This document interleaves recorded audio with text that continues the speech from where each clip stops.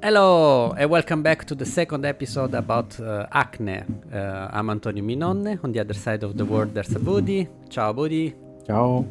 Ciao Antonio. We are the founder of Nesso.design. We are a studio focusing on retail experience. And today we are talking about the design of Acne Studio. We already talked enough. Let's go. We have a lot to talk about today. Let's go. So, to recap the last episode, we talked about Johnny Johnson that doesn't know what to do with their life, and he decided to design a spacesuit and then eventually a jeans and eventually an empire of luxury fashion. Okay, Acne Studio, we talk about the Formation. all the group. Yes, the group of collective designer that eventually became with Acne. We didn't mention last time, but actually the previous name was Acne. Then to give a diversification between Acne, the agency, they call Acne Studios. So why the ambition to create a novel expression and also the luxury that you can wear every day, and of course the last point is the collective, that is a conglomerate of creative makers, video makers, artists and whatever pass by. Okay, so today's episode is focusing on three main characters that we will discover on big networking of Acne. The first one is let's say the former in-house designer Andreas Fornell. Actually is a big name in retail. Beside all the initial design of Acne, also now is he has a long-term collaboration with On, the shoes company, and he's really quite particular and talented. There's even in On stores there's many really smart idea how he managed materials, how he managed to convey the message, and techniques. He's quite talented. Let's start. We're gonna see many stores, so we will try to go fast. Let's start with the first store in Paris. So we mentioned last time, if you are not in Paris with the fashion, You don't exist. You do not exist. Yeah. Also, if you are not in Milan, let's not forget about Milan. Of They course. also have a store in Milan. Important. So this is the first store in Paris, and actually this was a garage, was a old iron store that is been refurbished. Repurposed. So yes, actually they turned everything inside they turned everything down, and then they create another shelf inside the previous store. Let's have a fast look at the layout. For this store I was capable to find the layout. So we see it's quite labyrinthic. This is something that Acne do quite often. If you imagine in the traditional store, fashion store, they're quite open. So you have a big room, you have a sofa, sitting area somewhere, and then the same system of rack, display, and maybe some shelves. Here instead, fitting room. Here instead they manage to create quite a differentiation. So the display sometimes are tall enough to create some space, some room here and there. We also have 2 layers that differentiate the 2 line, because they have one line that is more casual, so more jeans oriented, and is the one on here. yes, Like this. Oh, okay. So the one on top is more for jeans. The one on the bottom is more for casual. They also have. They managed to create a lot of inside the store windows, no? Because if you see, they have no window display on the streets. They just have one entrance because it was like a garage. It was a tools store, no? So they go one step behind to create like an inviting and keep the same door as before. They have this atrium in which we can see here, this one. yes. We can see better in the previous slide. In the next slide, this one, in which we have like this art piece. We're gonna talk about this later on. But you notice on the right, yes, the window. It's a window, also a kind of disclosure of what was the previous wall. No? Okay. Window to the past. This is something that is quite common to all the store. They always try to develop the concept, on what we call it genius loci. So what was before. So the idea here was to have some kind of identity as a Swedish brand design. Yes, Swedish brand, Swedish design inside inside the store. Even though they are in Paris, they don't want to be like they don't want to leave too many traces of Parisian design. So we can see through all the display, that have this simple display, quite minimal.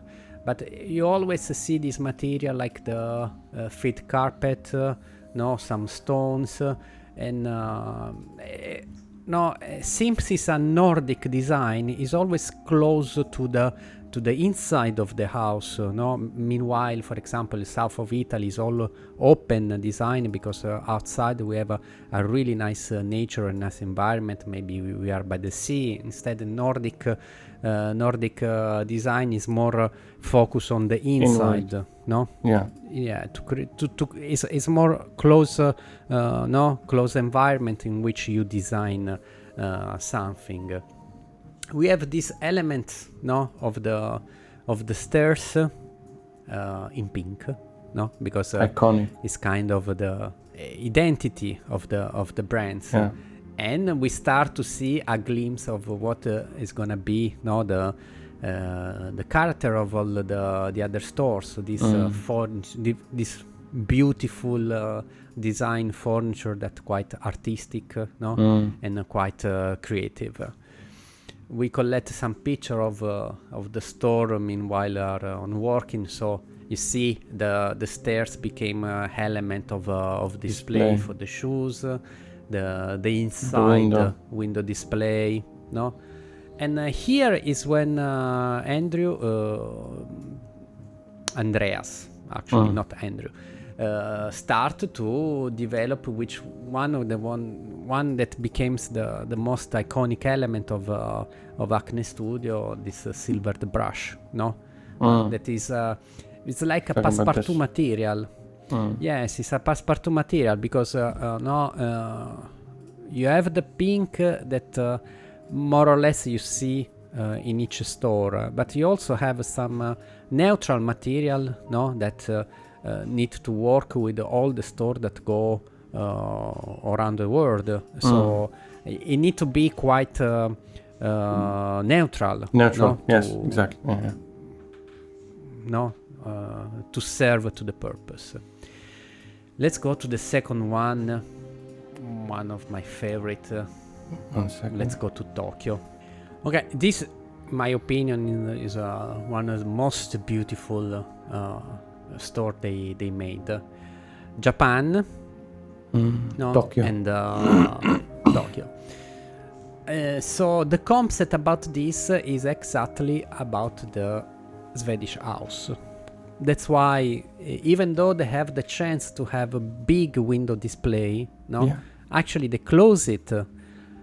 And I was about to ask you, why the hell is completely sealed up?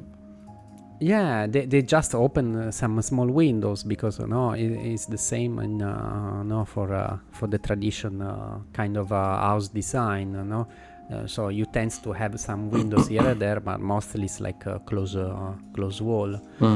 Let's see the layout. Actually, this is the first store of the layout. It's developed on 2 floors. So this is the first floor, and if you see, maybe you can help me pointing. After the entrance, we have some blocking wall that is like, yes, it's like a statement of Asia, the fact to have a wall that don't in front of the door that don't let you see everything's inside, but you discover step by step. So also it's a overlapping of the 2 culture, and this they use it as a second window display, beside the one that we see on the right side. That after the séparé you enter in this small box. Yes, exactly. The rest is quite open. The other element is the fitting room, that we have on the north wall, and they create like a wall, separate wall before the fitting room to create more private. This is still midway, because a proper luxury store would have a really big fitting sofa room before the fitting room, and also the fitting room will be even bigger. On this, Acne has always been a bit more casual. Maybe this is also from the culture target, I think. Also the culture of the brand. The target customers, maybe they're more casual.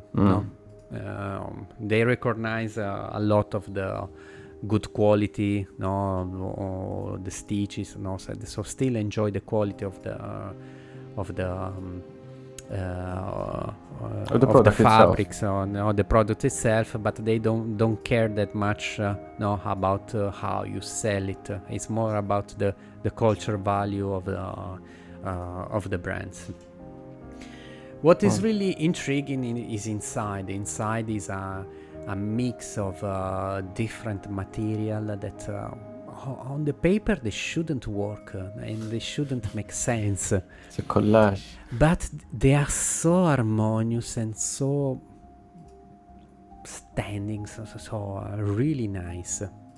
And if you see, different spot looks also from different store, because we have some parts that are more cold and some parts that are more warm. Yes, you have this metal mesh, that is what we were talking about. That is hide a bit the fitting rooms, and also when you need to have the mirror, you don't have a mirror like in a shop or like in a shop experience. You have a mirror like in a house experience. So we see on the left this séparé, that is like frames open that give you the mirror. We see upstairs. So upstairs you have this kind of sofa area, like the living room. This is the counter, the desk counter. No, it's still display. Display. Wow. Yeah, there are display. It's kind of as you said, it's kind of like a living room situation here. Yeah. So on the back you have some shelves with the sweater, the shoes, and all these elements. I love the flooring. The flooring looks really The flooring, nice. yes. We need to mention that the designer Andreas is really attached to this project, because for him was a really nice experience to working with the Japanese, no? Because Japanese are really detail oriented, no, and they care a lot about the joints, about all the technicalities of perfection. No? Perfectionist. Yes, perfection. Yeah. No. So here for him it was a really nice experience, because we can see on the next slide, they collect this marvelous marble from Italy. What is Italy? Italian proudness from Italy. Yeah. No, and they ship over the marble to Japan, and they work the marble there. And he said that all the details inside the store was amazingly done. It looks so beautiful. this podium that we see actually is the entrance. So it's the kind of easy window display that we see, at the entrance. Before going on, I want to show you the mood board. We build up the mood board, you see, you have many colors, many materials that even so here, on the mood board, it quite, bold, really bold. Exactly, that's the word, yeah. Yeah, when you see in the store, it works perfectly. So me, I was shocking, when I saw this store. I said, all these elements, they work harmoniously between them, but actually on the paper they shouldn't. Okay, let's go to Copenhagen. Abudi, what do you think about Copenhagen? What do you think when you think about Copenhagen? I don't know. I've never been there. Johnny Johansson thought about the red light district. Okay. If you want to go there, yes. This is the first thing that comes in mind, but I didn't want to say it because... Yes, I wanted to find something else other than the red district. Yes, it is. I mean, yes. Don't worry. Yeah. Okay, so this is the inspiration for this store, no? And unfortunately, I couldn't manage to find the layout of this. But from the picture, we can see how labyrinthic is this store, no? Here again a store inside a store, so it's a box in a box. So inside they create all this frame that are quite sexually engaging, no? Those see not see, no? I can tone. I get it. Yeah. No, they use the same forms, but completely change the colors. Because there's the carpet on the flooring. I see the same kind of furniture, but in different colors. Okay. Also, the stones are still pinkish. No, and they have this hidden mirror here and there. So everything is like a Eyes Wide Shut sex game. Okay, I get it. But really subtle, no, and quite catching. I'm really curious about the layout. If any one of you guys listening to this episode have the layout, we would like to please send to us. Yeah, we'd like to analyze it, understand it better. Yeah, I tried. I managed to find all the other layout, but this one was quite impossible. So please, this is design community, help us. A question. This is not a pop-up space. This is a fixed space. It's a yes. No, for my knowledge, they don't do pop-up. It's a bold move to move this to customize. Since it's a brand fund on culture, so they tried always to adapt. To adapt to different culture and elements. Abudi, I need help now. How to translate pazzo scatenato in English? Unleash crazy? Yeah, I don't know. Out of mind? Yes, but it's it's Pazzo scatenato. Because in a good way, no? Yes, it's that's like, what I'm trying to explain. So creative that is completely... Like in Italy crazy we call genius it kind of way. Crazy genius. But it doesn't give the picture of pazzo scatenato. Okay. It's literally like unleashed crazy. Yes. So we talk about Max Lamb. Max Lamb is a maker. Let's call it maker. It's way more than a maker. Actually, he's graduated from art school in England. He collaborated with so many brands, and he was a close collaborator of Virgin Albor. So I think you know him, but you don't know it was him from the next slide. So a few years ago was viral this kind of designer that go to the beach, no, and cast the furniture inside the sand, no. Porter is like a mix, no, of different metal. It's quite common for because it's quite resistant.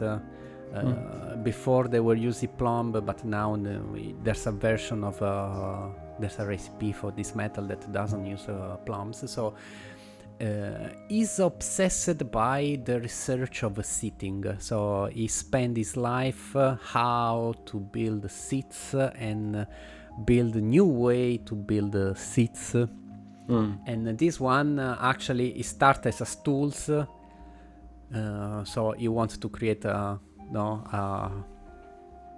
on the beach forge stool. Then this is the table, so from the same series made the table. But you see from the next slide he create so many kind of chair. So he published a lot of books about his research.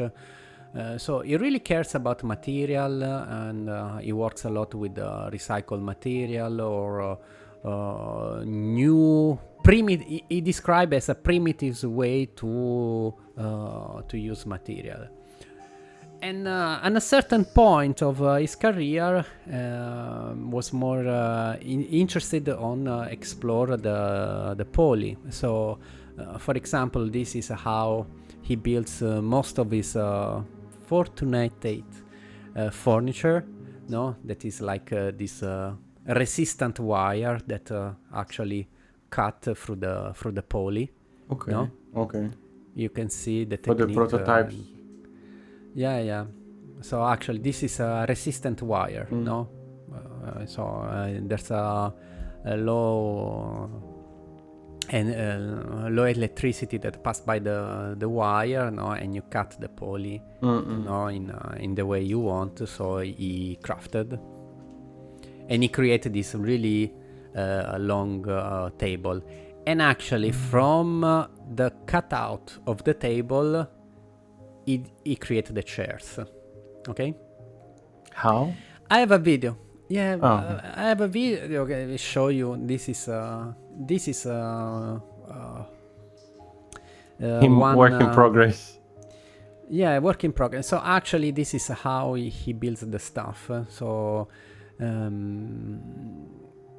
let's say that this is more like a art kind of live installation. So he was thinking, how the repetitive works, the relation between mechanism and hand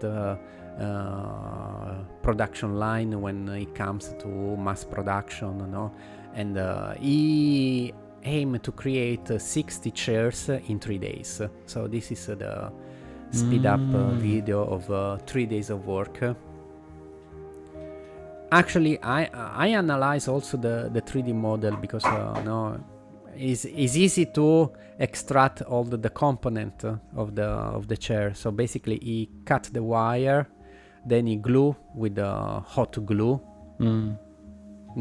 and he's able to create all the structure of the table and the chairs. And you see, have zero waste because everything is 45 degree.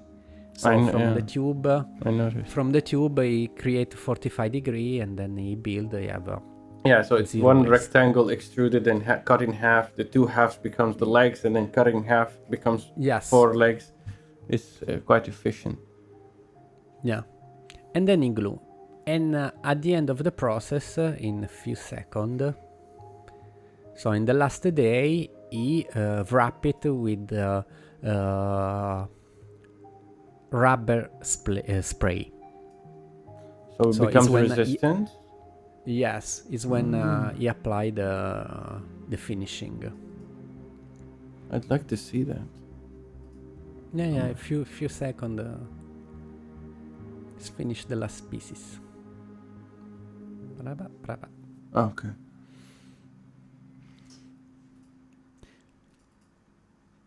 So you see, so it's a mixture of color and rubber, polyurethane rubber that he spray, and so he changed some angle and give a resistance. This was 60 pieces that he signed and he numbered on the bottom. It's an art installation. But this was, this was to show you, all the thinking that he has behind. And this is his work that we see in many of their stores. Yes, many now of I the know chairs, where this table is from. Okay. Yeah. Many of the chairs on the store are made by him. This one is New York. Yes, New York store. I choose this store because I think it's the summary of what our Acne store, Acne Studios main guideline. Because you see, it's a box, quite simple. The rack are not simple rack, but they are treated in a way that are becoming part of the store, are quite architectural, and are engraved. It's like one pieces with the shape of the volume inside the store. And then we have all this collaborative element between artists and like the carpets that are made by other artists, the chairs, and the lighting. The lighting is really important element because actually, if you notice, all the store have a particular light, which is more like studio. This one is quite.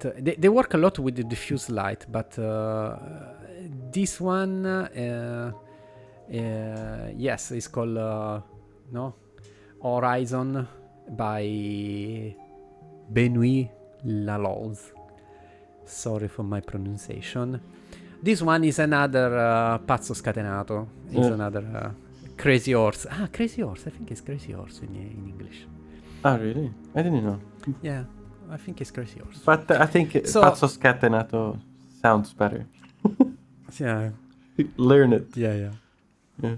Okay, so let's go to Paris. So it's a French lighting designer that actually he started his job as a lighting curator for exhibition museum no? And so his research is quite advanced in the way that you use the white, because as we know it, as a designer, there's different kind of whites, no? Yes.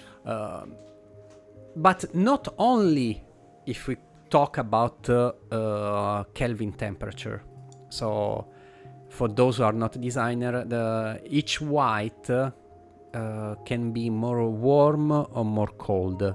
So the Kelvin temperature is actually the hot degree when you burn the fire, no?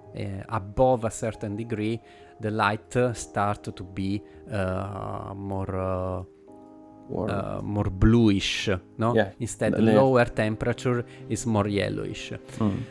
But he had another layer, because he works a lot with LED and halogen lights, because it's also how the white, the color respond to white light.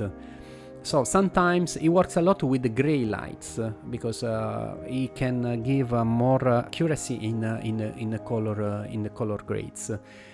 So that's why, because I was really surprised when I see Acne Studio, because it's really well lighted. But no, I was always been taught that you need to have like a kind of ambient light and then some accent light as a spotlight. Instead, he works quite in a flat way. No, if you see all the light sourcing is like more. Like a homogenic. Yes. It's like a grid. It's like a grid, and he can manage this all this light from the experience from the museum installation. Beside the fact that he has like a kind of a style research. He works a lot with the CNC machine. He works a lot with aluminium. I noticed a lot of aluminium cuts. Yeah. So it was a nice marriage within them and Acne. Yeah.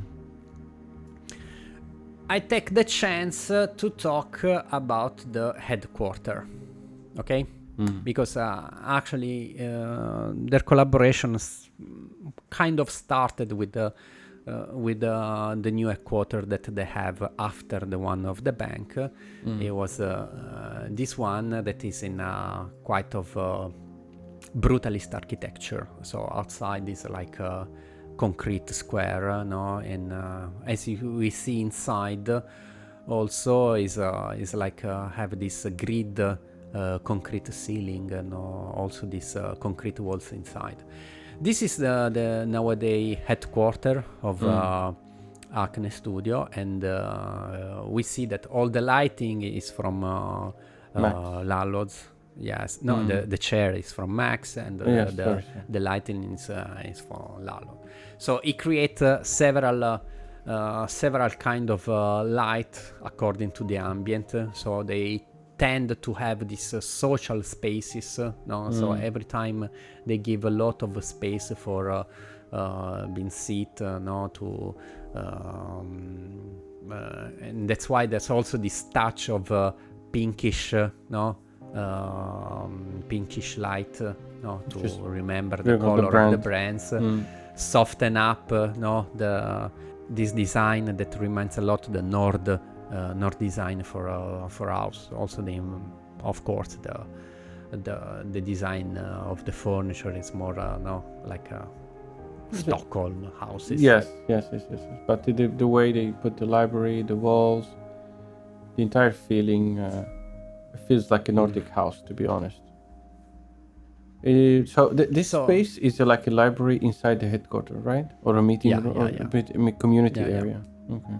Yeah. In the next slide, we see more technical spaces. This is where they prototype, so the light are more, of course, more effective, and position in a way that you don't have shadows when you work. But you see, you don't have it's quite magical, because the light you're talking about, the light, right? Yeah. I wanted to just to nerd out a little bit. This shot here, it feels like a render. You know why? Because the light is too perfect. Like it's letting out everything that it doesn't feel natural, because everything is lit up equally in a perfect manner. This is usually a mistake people do in 3D that makes everything perfect, and then the picture becomes unrealistic. This is exactly it. Beside the mess on the table from the fabric, if you look at the wall, shadows are minimal amount of shadows. Everything is flat. Well, it's well lit out for a work environment. This is good. No, I've been also during the research time. I was been in several stores here in Shanghai.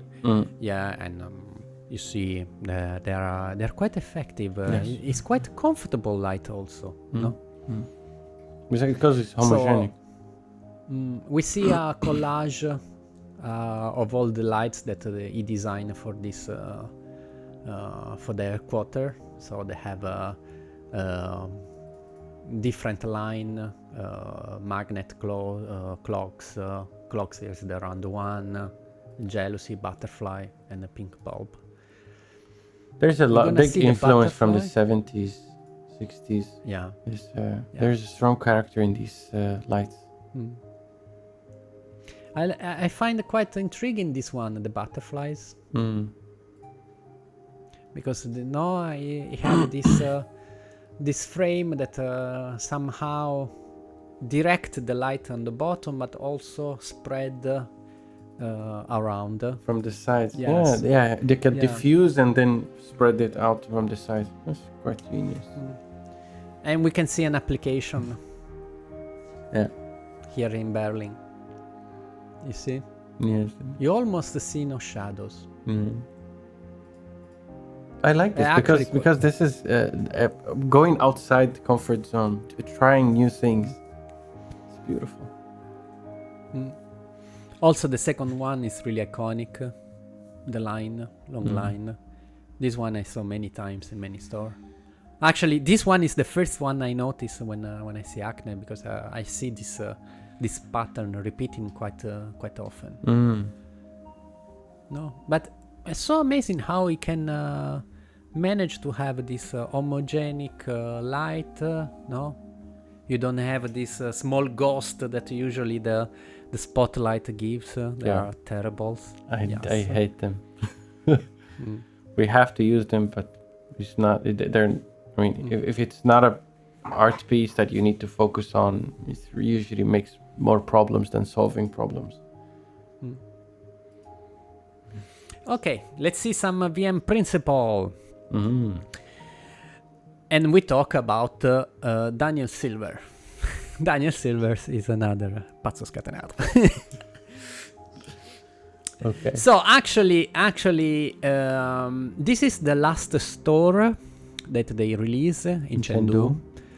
We have a new series from Max Lam that work a lot with resin inside fabrics.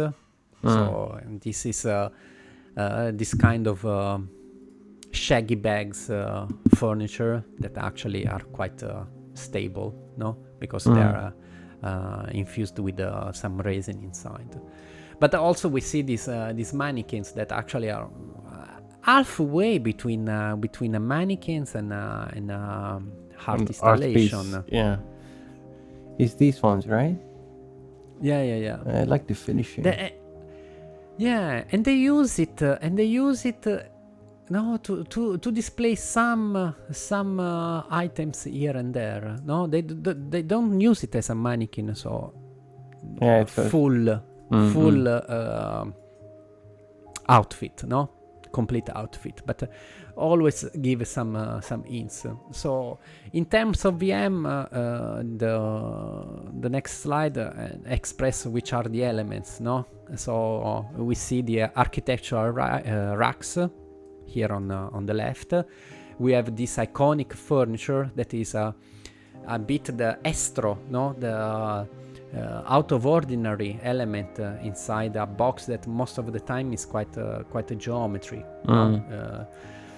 We have some mannequins that if you see in the previous store, they never use mannequins. No, they always tried to use hangers or some more casual way to display the clothes. More subtle, I think. Guess. Yeah, because they comes from an art environment, so they don't follow rules of the standard VM of fashion. An element that is keep repeating because is one of the most selling product is those shelves, tube shelves for the scarf. They have one of the high selling pieces is the scarf. And now they introduce this element that you see the screen and this kind of art pieces of mannequins. Actually, they're not mannequins at all. They're a statue. There's a tendency lately to have more fun with the mannequins, I guess, because production cost for mannequins is going down. So we see sport brands that start to have differentiate mannequins. I will mention Under Armour that have a really big guy for the sport line. Lululemon with the yoga position. Also LV, Louis Vuitton have a collaboration design with for the mannequins. No, they're quite more statue. Yes. We've worked before with production houses that produces stuff like this. There is in the last 5 to 7 years maybe the finishing of the mannequin, the pose of the mannequin all changed from leash, clean, glossy finish to more even spatulato or something more rough, more like kind of concrete finish. Even some holes, some unfinished like layering. First you put the blue and then you put the white, but you don't finish the white correctly. So if you have this kind of mix between colors, then the faces, a lot of faces, if you remember, we've seen like a kind of concrete body, but then the face is in gold or in metal. There's a trend on changing the way, the traditional way of presenting or using the mannequins is not anymore also the schlappy way, which you have the long, everything long and clean and glossy. Also the 3D printing is helping a lot, but I guess here is more reminds more of the Creta, no, terracotta buildings like the plaster hands statue. No? Yes, exactly. And so what about these screens? You mentioned before these kind of iconic This is elements. something that are start to integrate nowadays because they have a lot of video content. Since they collaborate. They have an in-house, almost in-house video production. Even though I think now it's a different department. But they have the resources, so they start to develop this angle in which you have more interaction. Okay, it was a long talk. We reached the end of episode 2, and we have to. Yeah. Actually, we miss some other stores that are quite quite iconic, but. It's becoming too long, maybe. Each store have a really strong character, so we tried to pick those that are the fundamental elements. And if I need to summarize everything, is about collaboration. So what I admired from Johnny Johansson is the fact that even though was not able to do everything, he was clearly able to recognize the talent in people and use them, collaborate with them to create a really nice experience. So let's say it's not that because maybe for Gentle Monster was more obvious, no, the art attitude. Yeah. Here instead is more atmosphere, cultural atmosphere, no. Yeah. Also the kind of advertising they do and the product they do is more subtle, but still quite richful. So for me, I think from what I'm looking at, it feels more like an art gallery in a literal sense. From the way they present the product, is really clean background always. There's small minimal racks. The pieces, the product is Yes. displayed in an art gallery. Yes. Yes. Instead, in Gentle Monster is the opposite. Is the product inside an art gallery. Exactly. That's the biggest difference between them. Both have the art or the art gallery feeling or concept, but here they literally took the art gallery and then concept and then apply it into different spaces.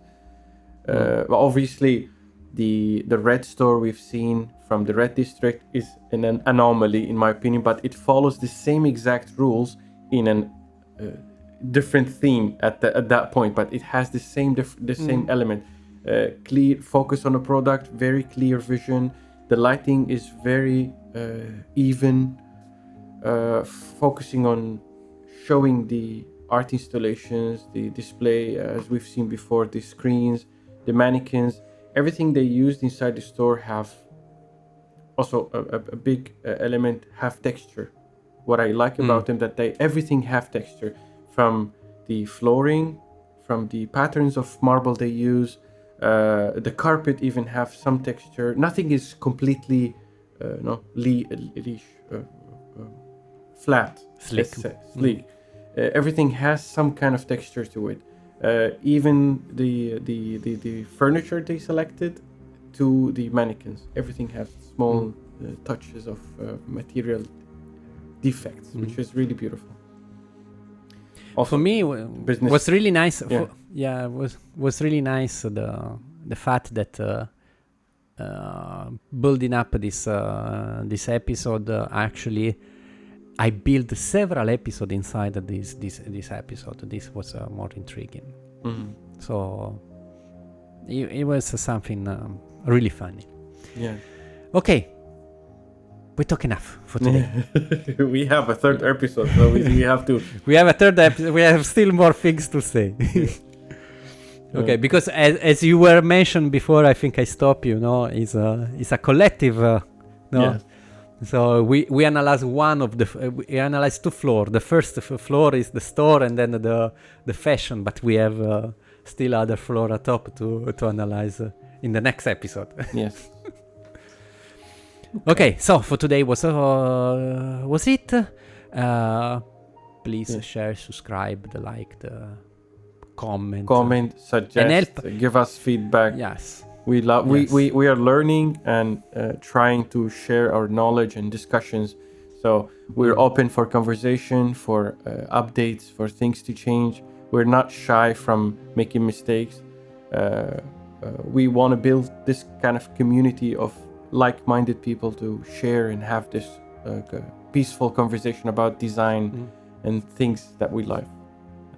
And if somebody in the city hall of Stockholm can send us the layout of the, yes, of the store, that would be really helpful. Yeah, all that I have to go take pictures. Yeah. You will go to Copenhagen. To Copenhagen. Sorry. Stockholm. Yeah. I'll go to the if you go to Copenhagen, you go solely for the store. Since you are there, have a look. Yeah, sure. My wife will kill me. Okay, see you soon. Bye. Bye, guys.